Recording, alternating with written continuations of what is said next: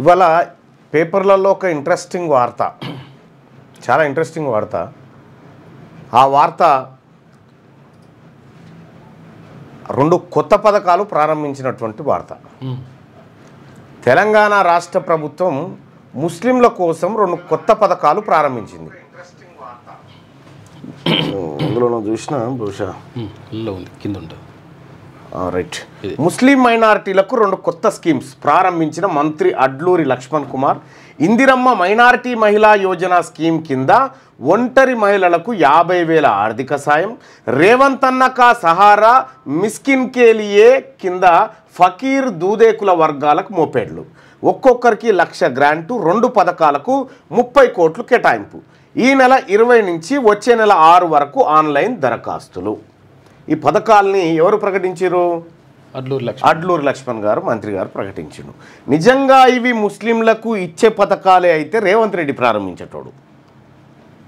ఎందుకు ఇప్పుడు ఈ 2 పథకాలు అత్యవసరంగా ఎందుకు కాంగ్రెస్ పార్టీ ముందుకు తీసుకొచ్చింది అంటే మాయాజాలం ఏంటంటే ఈ 30 కోట్ల స్కీమ్ గురించి మాట్లాడుకుందాం. 2 పథకాలకు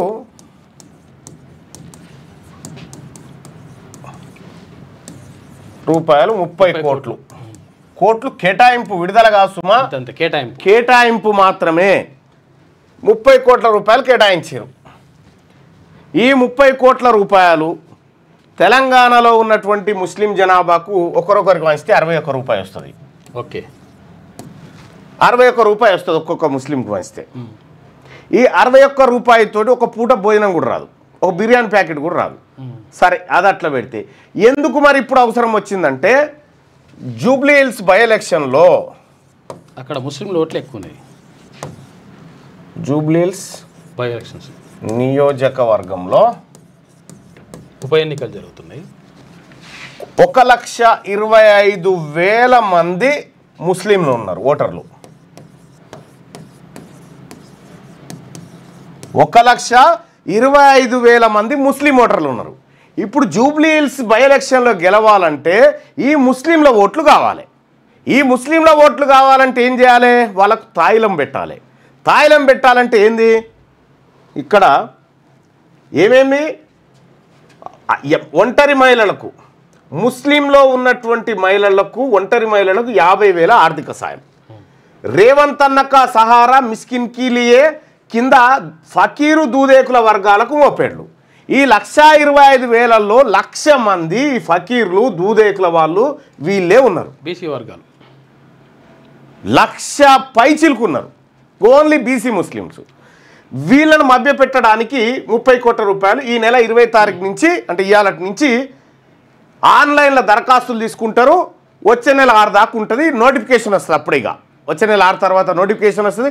అరే ఇద్దామనుకునేసరికి నోటిఫికేషన్ వచ్చింది మీకు ఇవ్వలేకపోతున్నాం. ఇదివరకు రాజీవ్ యువ వికాసమా ఏదో దరఖాస్తులు తీసుకురుగా. అవును, అదే రాజీవ్ యువ వికాసం దరఖాస్తులు తీసుకురు. వచ్చినాయా మీకు? రాజీవ్ యువ వికాసం దరఖాస్తులు పెట్టిన వాళ్ళకి వచ్చినాయా? అప్లై చేసుకున్నారు అందరూ. యాదగిరి జై రజక జై బీసీ సూపర్. మాట్లాడుకుందాం ఈ కాంగ్రెస్ పార్టీ డ్రామాను ఒకసారి మాట్లాడుకుందాం. రాజీవ్ యువ వికాసం కింద దరఖాస్తు పెట్టిన వాళ్ళకి పైసలు వచ్చినాయా ఎక్కడన్నా? ఎక్కడ అసలు ఈ రాష్ట్రంలో క్యాన్సిల్ చేసి పడేసారు కదా. దాన్ని పోస్ట్పోన్ అన్నారు కానీ క్యాన్సిల్ చేసేది దాన్ని మొత్తమే లేదు. లేదు అయిపోయానా? అది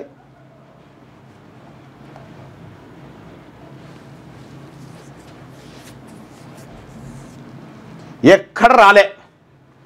ఇక్కడ కూడా ముస్లింలకు ఏమీ రాదు.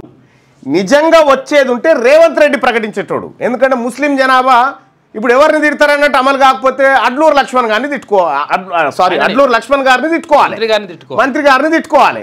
రేవంత్ రెడ్డికి ఏం సంబంధం లేదన్నట్టు. ఆయన ప్రారంభించి ఆయన అడుగు పోరా నాకేం సంబంధం అంటే అన్నట్టు రేపు పొద్దుగాల. ఇదంతా ఎన్నికల డ్రామా.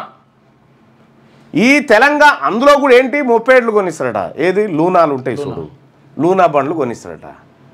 లూనా బండ్ల కోసమే ఓట్లు వేసినారు ముస్లింలు. తెలంగాణ రాష్ట్రంలో ఉన్నటువంటి ముస్లింలు కాంగ్రెస్ పార్టీకి లూనా బండ్లు ఇప్పిస్తారని వేసినారు ఓట్లు. ఈ తెలంగాణ కాంగ్రెస్ పార్టీకి ఏమైనా చిత్తశుద్ధి ఉంటే తెలంగాణలో ఇంకా కాంగ్రెస్ పార్టీ బీసీ ముస్లింలకు చేసిన మోసం.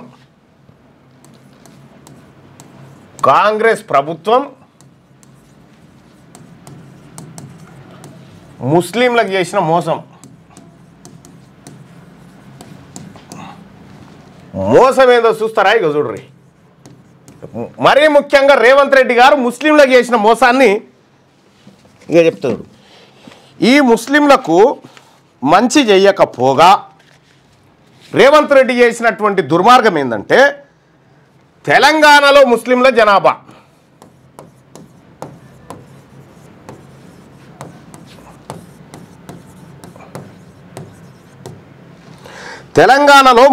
జనాభా ఎంతున్నారంటే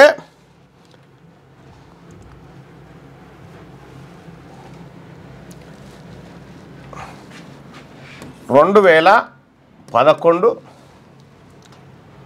జనాభా లెక్కల ప్రకారం, తర్వాత 2025 ఒక్కసారి లెక్కలు చూడ్రి. కాకిరి చూస్తారు ఈ కాంగ్రెస్ పార్టీ ప్రభుత్వం మీద. ఎందుకంటే 2011లో ముస్లిం జనాభా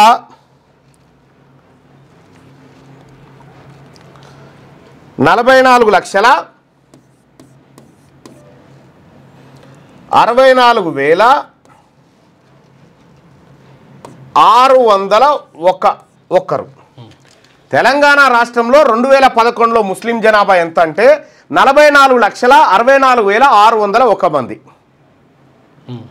ఇప్పుడు ఎంత ముస్లిం జనాభా? ముస్లింలలో సాధారణంగానే మన అందరికి తెలుసు, వాళ్ళకు సంతానం పట్ల కాంక్షగా ఉంటుంది. ఎక్కువగా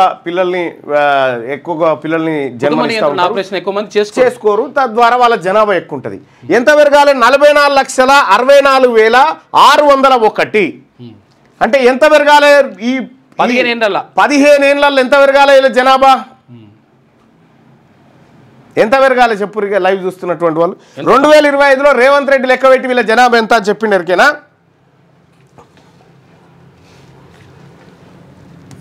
44,35,00,000 57,000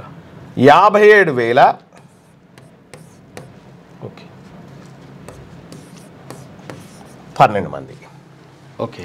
2011 నుంచి 2025 వచ్చే వరకల్లా ముస్లిం జనాభా కొత్తగా ఒక్క ముస్లింకు ఎవరు పుట్టలే. మళ్ళీ ఇంకో మిగతా చచ్చిపోయారు కొంతమంది. ముస్లింకు కొత్తగా పుట్టకపోగా ముస్లింలలో ఎంతమందిని చంపేసిరు? 7,589 మంది వీళ్ళు చచ్చిపోయిన వాళ్ళు. తక్కువ అయ్యారు ఇంకా ముస్లింలు. 2011 నుంచి 2025కి వచ్చేసరికి ముస్లింల జనాభా 7,589 మంది లేరు. వాళ్ళు ఎటు పోయిరో ఏమో తెలియదు. కొత్తగా ఒక్కళ్ళు పుట్టలేక 15 ఏళ్ళ. ఇది నా లెక్క కాదు, ఈ సర్కార్ లెక్కనే. ఈ 15 ఏళ్ళల్లో ముస్లింలకు ఒక్కరు కొత్తగా పుట్టకపోగా ఇక చూడండి. ఇప్పుడు చెప్తున్న ఓసీలు ఉన్నారు కదా, రెడ్లు, వెలమలు, కమ్మలు, వీళ్ళందరూ కూడా వీళ్ళది 2011లో ముస్లింలు కాని ఓసీలు మొత్తం తెలంగాణ రాష్ట్రంలో 23,09,940 మంది. ఓకే. ఇప్పుడు 2025లో 35,40,691. 12 లక్షల మంది పైన పెరిగారు. ఇప్పుడు ఓసీలు, రెడ్లు, వెలమలు, కమ్మలు, అప్పర్ క్యాస్ట్ వాళ్ళందరి ఇళ్ళలోనేమో ఈ 14-15 సంవత్సరాలలో 15 ఏళ్లలో 12,30,751 మంది పుట్టిరు కొత్తగా. ఈ ఓసీలలో ఉన్నటువంటి వాళ్ళలో 2011లో 23,09,940 మంది వీళ్ళుంటే 2025 నాటికి 35,40,691 వచ్చింది. అంటే 12,30,751 మందిని కన్నారు వీళ్ళు ఈ 15 ఏళ్లలో. జనాభా పెరిగింది. ముస్లింలు మాత్రం ఒక్కరికి జన్మనీయలే కొత్తగా. చచ్చిపోయారు కొంతమంది. ఇంకా ఒక్కరికి జన్మనియకపోగా ఉన్నోళ్ళ దాంట్లోకి 7,589 మంది చచ్చిపోయారు. ఇది ముస్లిం జనాభాను కాంగ్రెస్ పార్టీ రేవంత్ రెడ్డి లెక్క పెట్టిన లెక్కలిగో ఇవి. ఇప్పుడు కాంగ్రెస్ పార్టీ నాయకులు చెప్పాలి, ఇది ముస్లింల జనాభా ఎక్కడన్నా భారతదేశం అంతటా పెరిగింది, భారతదేశం అంతటా పెరిగింది. దాంట్లో సుధీర్ కమిటీ నివేదికలు ఉన్నాయి, సెన్సస్ లెక్కలు ఉన్నాయి. 14.1% ఉన్నట్టుగా 2011లో లెక్కలు తేలినాయి. అది పోయి తెలంగాణ రాష్ట్రంలో ముస్లింల జనాభా 13 నుంచి 12.5కు తగ్గింది. 13 నుంచి 12.5కు తగ్గింది. ఇది తగ్గంగా ఓసీల జనాభా, ఇందులో అప్పర్ క్యాస్ట్ వాళ్ళ జనాభా, ఓసీలు అంటే రెడ్లు వెలమలు కమ్మలు వీళ్ళ జనాభా 12,30,000 10% పెరిగింది. శాతమే. వీళ్ళేమో ఇంతమందికి జన్మనిస్తే ముస్లింలు మాత్రం ఒక్కరిని కొత్తగా కనలేదు. 7,589 మందిని కోల్పోయారు అన్నట్టు. ఇవి రేవంత్ రెడ్డి లెక్కలు. ఇవి రేవంత్ రెడ్డి గారి లెక్క ప్రకారం ఇగో ఇది.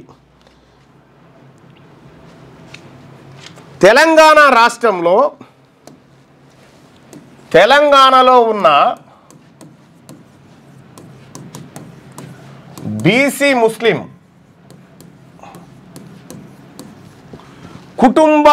కుటుంబాన్ని నడపడానికి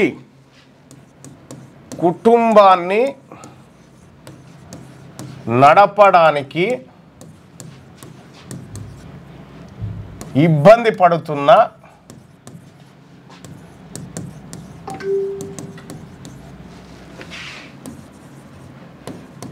ముస్లింల ఇండ్లు 40% మందికి కుటుంబాన్ని గడపడం కష్టంగా ఉంది. రోజువారీ కుటుంబాన్ని గడపడమే, రోజువారీగా కుటుంబాన్ని పోషించుకోవడానికి 40% మంది ముస్లింలు తీవ్ర ఇబ్బందులలో ఉన్నారు తెలంగాణ రాష్ట్రంలో. తెలంగాణ రాష్ట్రంలో మిగతా వాళ్ళందరికంటే ఇంటర్మీడియట్, డిగ్రీ, పీజీ ఈ కోర్సులకు వచ్చేసరికి ముస్లిం విద్యార్థులు డ్రాప్ అవుట్ ఎక్కువవుతున్నారు, చదువు మానేస్తున్నారు, ఉన్నత చదువులకు దూరంగా ఉన్నారు. మొత్తం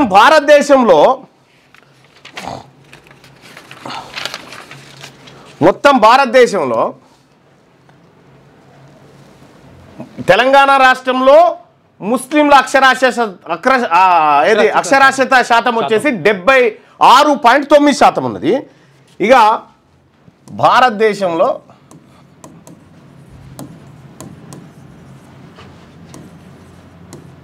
ముస్లిం ఐఏఎస్, ఐపీఎస్, భారతదేశంలో ఉన్నటువంటి ముస్లిం ఐఏఎస్, ఐపీఎస్లు ఎంతమంది ఉన్నారు? ఐఏఎస్లు వచ్చేసి 180 మంది, ఐపీఎస్లు వచ్చేసి 151 మంది. ఇది ముస్లిం మొత్తం ఐఏఎస్లో 3.1%, ఇది 3% అంతే. ఇగో ఇది ముస్లింలు ఐఏఎస్లు, ఐపీఎస్ అధికారులుగా ఇంతమంది ఉన్నారా? మొత్తం దాదాపు 10,000 మందిలా. 10,000 మందిలో ఉన్నది గీళ్ళు. వీళ్ళని విద్యాపరంగా ముందుకు తీసుకుపోవాలని 2005లో మన్మోహన్ ప్రభుత్వం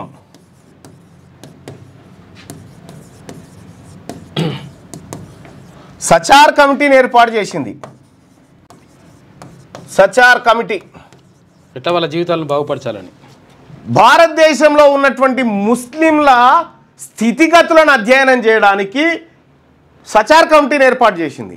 సచార్ కమిటీ నివేదిక ఇస్తే ఇదే కాంగ్రెస్ పార్టీ ప్రభుత్వం సచార్ కమిటీ నివేదికలోంచి ఒకే ఒక్కటి ఏం అమలు చేసింది అంటే మైనారిటీ శాఖ. ఇప్పుడు బీసీలకు కూడా ఈ మైనారిటీ శాఖనే కేంద్రంలో. బీసీలకు సపరేట్ లేదు, మైనార్టీ కిందనే. ఈ ఒక్క శాఖను పెట్టి చేతులు దులుపుకుంది కాంగ్రెస్ పార్టీ ప్రభుత్వం. సచార్ కమిటీ ఏం చెప్పిందంటే ఈ దేశంలో ఎస్సీల కంటే ముస్లింలు ఆర్థికంగా వెనుకబడి ఉన్నారని నివేదిక చెప్పింది. మరి ఇటువంటి ముస్లింల కోసం నువ్వు వాళ్ళని ఏ రంగాల్లో ముందుకు తీసుకురావాలి? ఎడ్యుకేషన్లో ముందుకు తీసుకురావాలి, ఎంప్లాయ్మెంట్లో ముందుకు తీసుకురావాలి. వాళ్ళను ఏది బిజినెస్లు చేసి మోపేడు కొనిస్తావు, మోజు బండ్లు అమ్ముకోవాలనా? వెనుక ఉల్లిగడ్డ కట్టుకొని ఉల్లిగడ్డ ఏమన్నా పండ్లుంటే తట్ట పెట్టుకొని మోపేడు నడుపుకుంటా పోవాలనా ఈ రాష్ట్ర ప్రభుత్వం? ఇదా నువ్వు ముస్లిం విద్య కోసం నువ్వు చేస్తున్నది ఏంది? ఇది తెలంగాణ రాష్ట్రంలో జూబ్లీ హిల్స్ బై ఎలక్షన్స్ కోసం కాంగ్రెస్ పార్టీ ఆడుతున్నటువంటి నయా డ్రామా. ఇది కాంగ్రెస్ పార్టీ ఆడుతున్నటువంటి నయా డ్రామా. ఈ రెండు కొత్త స్కీమ్స్ ఇప్పుడు ఎందుకు గుర్తుకొచ్చినాయి? మీకు దమ్ముంటే కాంగ్రెస్ పార్టీ ప్రభుత్వానికి చెప్తున్నా, జూబ్లీ హిల్స్లో కాకుండా ఇంకెక్కడన్నా ఈ పైలట్ ప్రాజెక్టు పెట్టి, పైలట్ ప్రాజెక్ట్ ఇక జూబ్లీ హిల్స్లోనే స్టార్ట్ అవుతుంది ఇది. ఎందుకంటే జూబ్లీ హిల్స్ ఎలక్షన్స్ కదా, పైలట్ ప్రాజెక్ట్ కింద ఇదే అంటారు. ఇక రెండు రకాల మోసాలు చేయబోతా ఉంది. ఇందులో ఒకటి మనం ముస్లిం సోదరులు అబ్జర్వ్ చేయాల్సింది, ఈ నెల 20 నుంచి అంటే ఇవాళ నుంచి వచ్చే నెల 6 తారీఖు వరకు 6 వరకు ఆన్లైన్లో దరఖాస్తులు.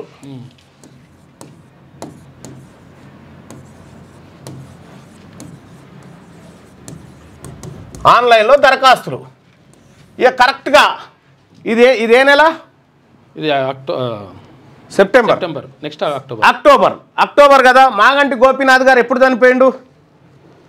తీ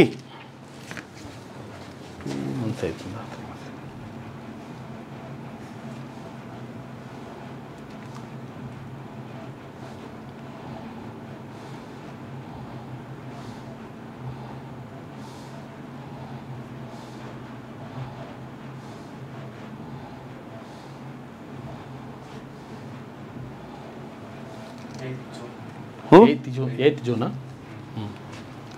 8 జూన్.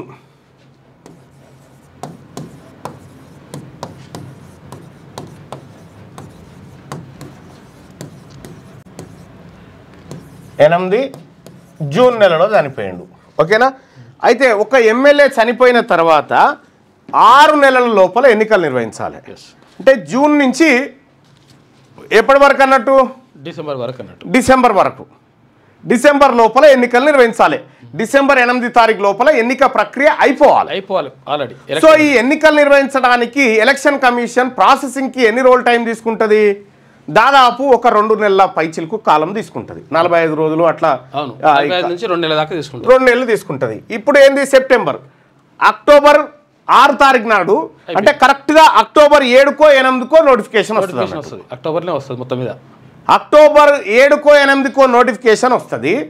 ఈ నోటిఫికేషన్ కోసం అనగానే మేము దరఖాస్తులు తీసుకున్నాం, ఇద్దాం అనుకున్నాం, కానీ మోసం అయిపోయింది, ఎలక్షన్ కమిషన్ పాడుగా నోటిఫికేషన్ వేసింది అని చెప్తారు ఏడా జూబ్లీ హిల్స్లో ఉన్న ముస్లింలకు. నీవు ఈ ముస్లింలకు కాంగ్రెస్ పార్టీ మేనిఫెస్టోలో ఇచ్చినటువంటి హామీలు ఉన్నాయి కదా, అందులో ఎన్ని అమలు చేసినావు చెప్పు?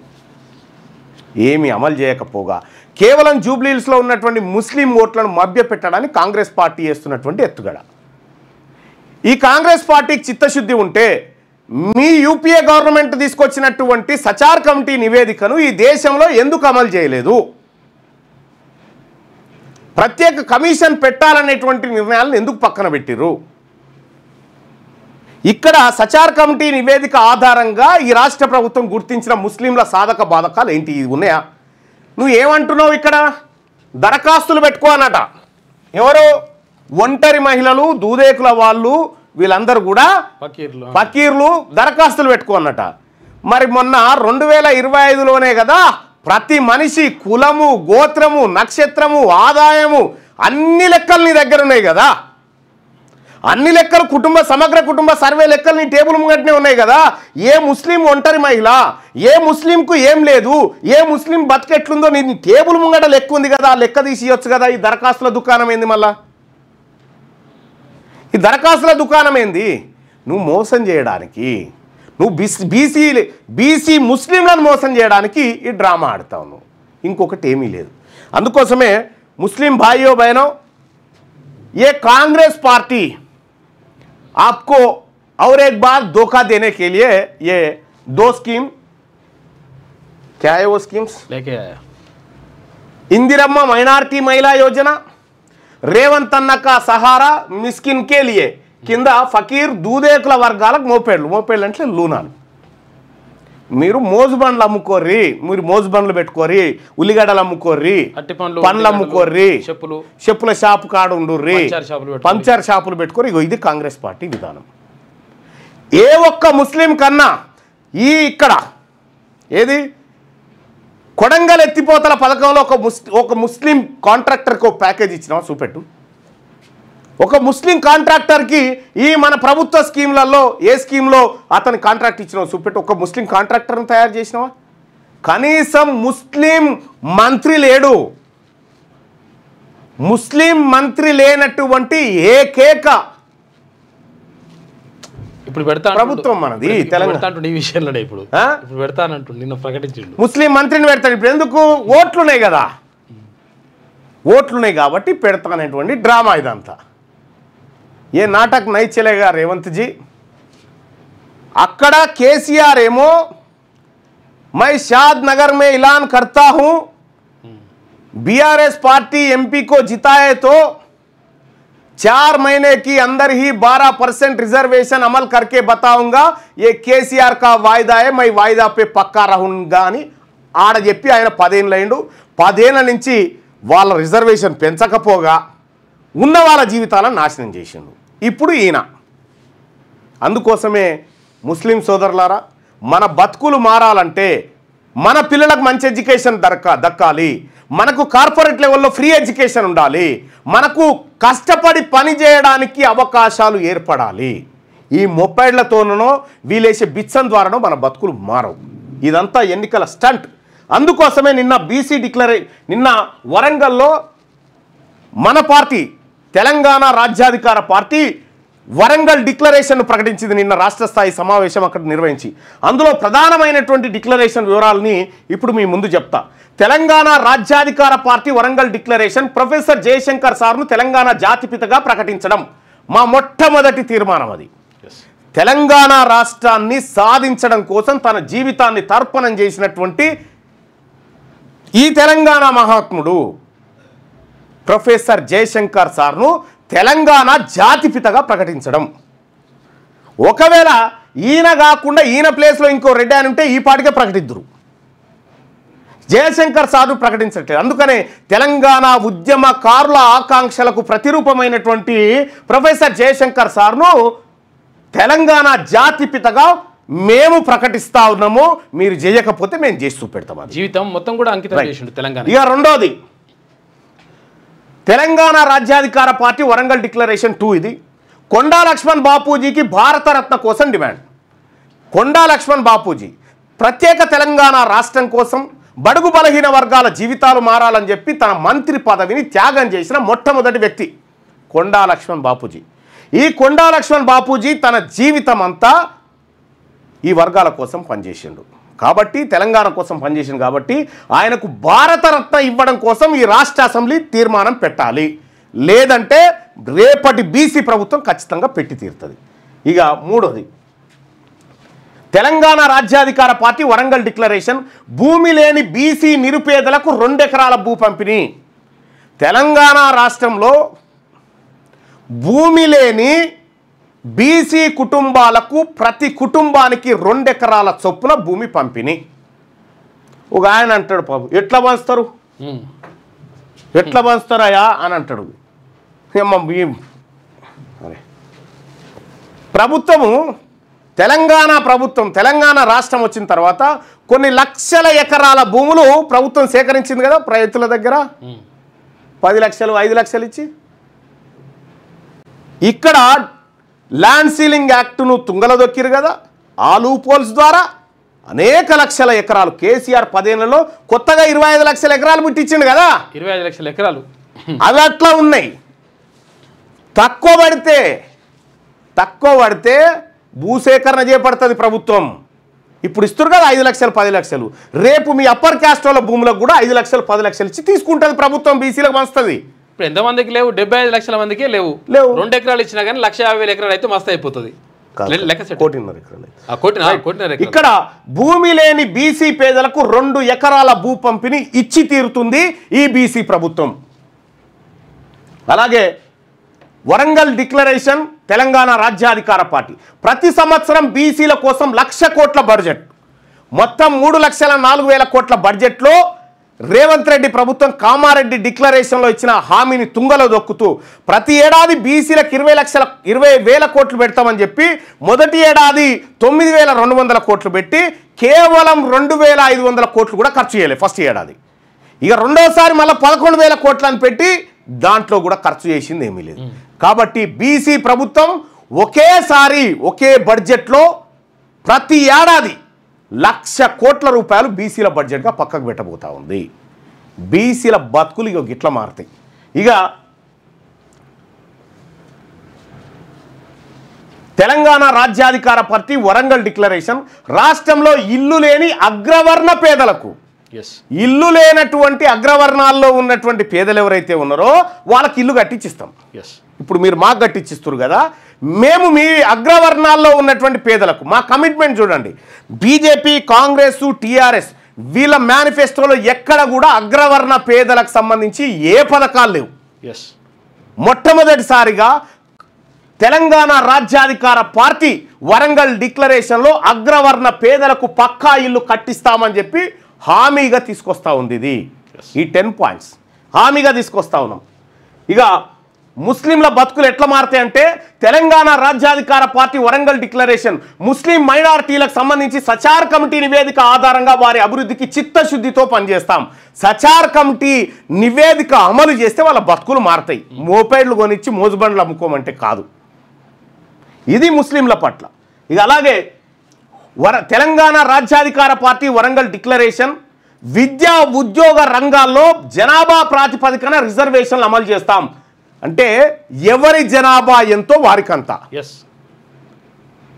ఎవరెంతో రాహుల్ గాంధీ చెప్తా ఉన్నాడుగా, జితనే ఉస్సేదారి ఉత్తినే బాగేదారి అని చెప్పి. ఈ ఇస్సేదారి బాగేదారికి తెలంగాణ రాష్ట్రంలో సరైన అర్థమే చూపించింది మీ రెడ్డి ప్రభుత్వం. కాబట్టి రేపటి బీసీ ప్రభుత్వం మీరెంతో మీకంతా, బడ్జెట్లో కానీ అవకాశాల్లో కానీ ఉద్యోగాల్లో కానీ అన్ని రకాలుగా ఆర్థికంగా కానీ ఎవరెంతో వారికంతా. ఇక తెలంగాణ రాజ్యాధికార పార్టీ వరంగల్ డిక్లరేషన్ వరంగల్ నగరాన్ని రాష్ట్రానికి 2వ రాజధానిగా ప్రకటిస్తాం. వరంగల్ పట్టణాన్ని కాకతీయులేలినటువంటి సామ్రాజ్యం ఏదైతే ఉందో ఈ వరంగల్లో ఉన్నటువంటి అద్భుతమైన చారిత్రకమైనటువంటి నేపథ్యం కలిగిన ఈ నగరాన్ని తెలంగాణ రాష్ట్రానికి 2వ రాజధానిగా ప్రకటించాలని నిన్న తీర్మానం చేయడం జరిగింది. అలాగే తెలంగాణ రాజ్యాధికార పార్టీ వరంగల్ డిక్లరేషన్ మహిళలకు 33% రిజర్వేషన్ అమలుతో పాటు 50% ఉన్నారు మహిళలు, 33 కాదు. కాబట్టి మహిళలకు 50% వాటా దక్కడం కోసం, ఆ పెంచడం కోసం శాయశక్తులా కృషి చేస్తాం. ఇక తెలంగాణ రాజ్యాధికార పార్టీ వరంగల్ డిక్లరేషన్ అందరికీ నాణ్యమైన విద్య అందిస్తాం. అందరికీ, అందులో అగ్రవర్ణ పేదలు కూడా ఉంటారు. అందరికీ నాణ్యమైన విద్య, నాణ్యమైన వైద్యం, అందరికీ ఫ్రీగా. ఇవి మా వరంగల్ డిక్లరేషన్లో. వీటి ద్వారా బతుకులు మారుతాయి.